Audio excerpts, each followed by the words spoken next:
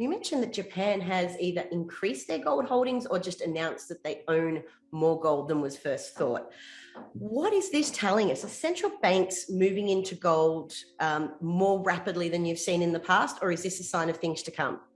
Both. They are accelerating their purchases, and I do think it's a sign of things to come. Now, when you talk about retail, so everyday investors, Americans, I love America, but I've kind of given up on Americans and gold. They just there are people who have positions, and your hedge funds will have paper gold, they'll do gold futures, but the everyday American has been 40 years at this point of being miseducated on the topic of gold. So they're not very much into gold. You go around the world, you get very different results. Switzerland, Germany, Austria, they love gold. Of course, China, Asian countries. I think Australians have a much better sense than Americans do. So there are the buyers of gold. But you say, well, okay, well, who are the big buyers of gold? The answer is the central banks. Now, right there, that should tell you something. So these are the most powerful, most plugged in, most heavily monetary institutions in the world. And they're the ones buying gold. Now, they would have you believe that gold's not money, gold serves no purpose. The first ones to say, John Maynard Keynes said it was a barbarous relic, which he never said, by the way. He said something, he used the phrase barbarous relic in reference to the gold exchange standard of the 1920s, which was a hybrid gold foreign currency standard, but the foreign currency is not gold. So he said that's a barbarous relic, but he never said that about gold himself. And actually, toward the end of his life, he favored, at Bretton Woods, he favored a global currency called the backward, backed by gold. The nation is asking for action, and action now. And it's not guesswork. There were papers he published at the time, and that was rejected by the United States, which kind of ran the show, partly because not to get too down in the weeds, but our Undersecretary of the Treasury, who was our representative at Bretton Woods, was a Stalinist agent. He was a communist. This didn't come out until the 90s, after the fall of the Soviet Union, when a lot of classified information was released, KGB files, etc. But it was revealed and fully documented in a book by Ben Stile called Battle of Bretton Woods, that he was a communist agent. So what was he trying to do by insisting that, by running Keynes's idea off the road, insisting that the US dollar be the anchor?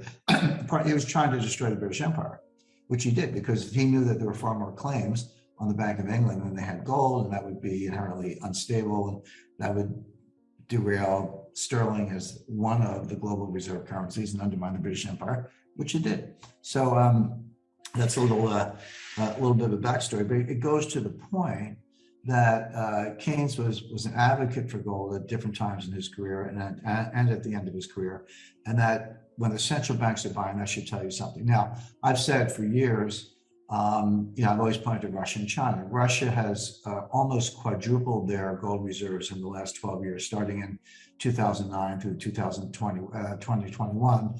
They've almost quadrupled, from about 600 tons to about 2,400 tons. China, the same, not quite, from about 600 tons to about just under 2,000 tons that they report, but they're non-transparent. They have a lot more gold than that stashed in something called SAFE, the State Administration on Foreign Exchange, which is a secretive Chinese sovereign wealth fund run by an ex-PIMCO guy, by the way. He knows what he's doing. And they're non-transparent. So the People's Bank of China is kind of transparent. SAFE is non-transparent. So every 6-7 years, what you'll see is the People's Bank of China will announce, oh, we've increased our gold reserves by 400 tons or 500 tons or whatever, as the case may be. And well, it sounded like they went out the night before and bought 600 tons. Good luck trying that. You can't do it.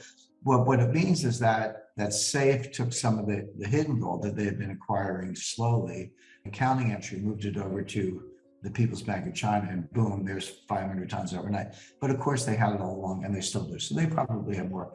So Russia and China are big acquirers, again, tripling or quadrupling their gold reserves. But now we're seeing it in a lot of other countries. The Philippines, Vietnam, Mexico, Iran is a major buyer, but non-transparent. Turkey has drastically increased its gold reserves. These are major countries, and they're adding. So I look at that, and there's very good data from the IMF and the World Gold Council, so you can find this information. But the one that was just like not doing anything was Japan. They had about 600 tons, but they had 600 tons for 30 years. I went back and looked at all the old data. It was like 30, never, that was boring. Who cares about Japan? 600 tons. And then just about, at this point, about 6 months ago, so late last summer, they bumped it by, I believe it was 50 tons, perhaps more. I gotta look at the exact number, but it was over 50 tons overnight. It just went from 600 tons to 650 tons, just like that. Well, here's what you know. Same thing I said about Russia. You can't buy 50 tons overnight, or you couldn't even do it in a month. I mean, the dealers would be working the order, it would be disruptive to the market. It would leave a lot of fingerprints, put it that way. But what it tells you is two things. Number one, Japan had the gold all along. They had it in some sidecar or side account or Ministry of Finance hidden account, what as the case may be. And they chose to move it over to their reserve position, which they can do. That's an accounting entry, but they had to have had the gold all along, because you can't buy that much that fast. So then that begs the question, well, why all of a sudden? Why now, after decades of holding your gold level constant, do you all of a sudden step up in a big way? A lot of possible answers to that. One, China's making noises about invading Taiwan. Well, if you're going to invade Taiwan, why not invade Japan while you're at it? It's just another chain of islands as far as the Chinese are concerned. And after this happened right around the time, maybe shortly after the U.S. debacle in Afghanistan, which was, the worst foreign policy, military disgrace, humiliation in U.S. history that I can remember. I don't know how far you have to go back to find a worse turn of events.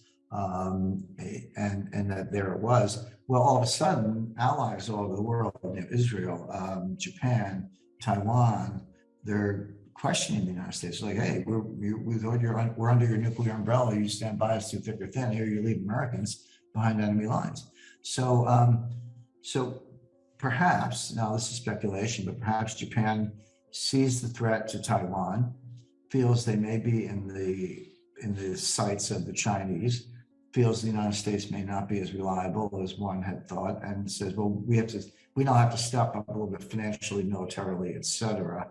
And they're doing that. But that aside, that's a little geopolitical speculation, but that aside, the gold is real. They put it on the books. So the biggest buyers of gold in the world are the central banks. By the way, from 1970 to 2010, central banks were net sellers. Now, some bought and some sold, but on net, they were net sellers. We had Brown's bottom in 1999 when the UK sold half their gold at the lowest price in about 60 years. they literally hit the bottom at about $200 an ounce, give or take. But since 2010, central banks in the aggregate have been net buyers, and that buying is accelerating. So what does that tell you? It tells you that the most knowledgeable players in the world are adding gold to their reserves because they consider that a prudent hedge to the US dollar, if you have US dollar inflation, or to collapse the confidence in central bank currencies generally, or they're just saying, hey, we're part of the club.